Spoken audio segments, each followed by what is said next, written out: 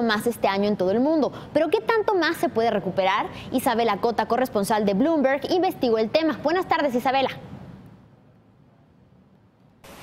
Hola, Elena, muy buenas tardes. Isabela, cuéntanos, por favor, ¿de qué tanto le queda al peso para fortalecerse? ¿De cuánto rango estamos hablando?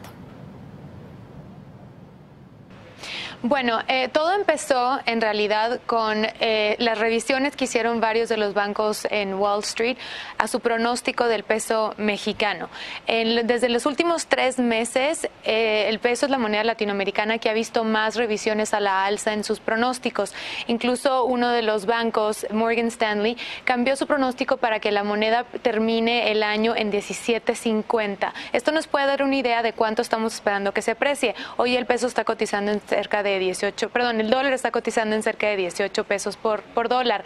Entonces, eso nos da un poco de idea de cuánto le queda por fortalecerse, y esto es de acuerdo solamente a algunos bancos en Wall Street que han estado cambiando sus pronósticos.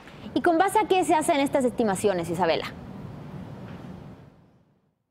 Pues mira, es muy interesante. Hay analistas que se basan estrictamente en lo que está pasando en la geopolítica.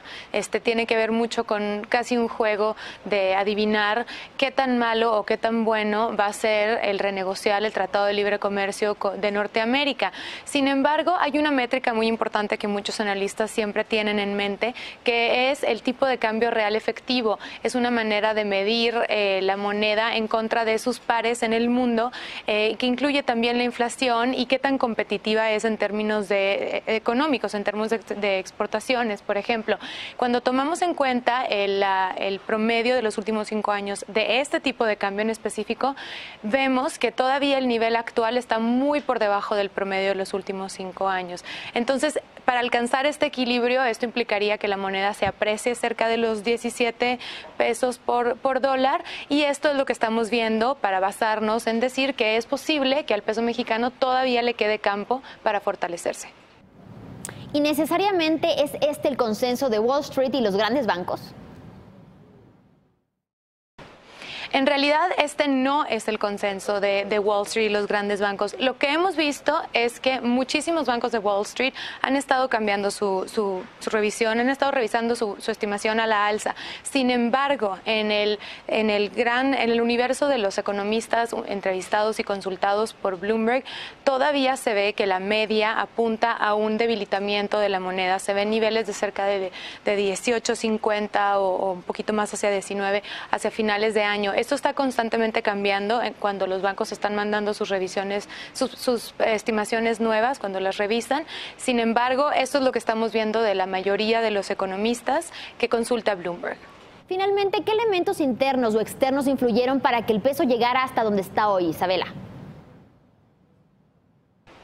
Pues han sido varias cosas. La gente en realidad tiende a pensar que esto tiene que ver solamente con un prospecto un poco más positivo sobre el Tratado de Libre Comercio de Norteamérica, pero también tuvo que ver este rally de los últimos 8 o 10 días.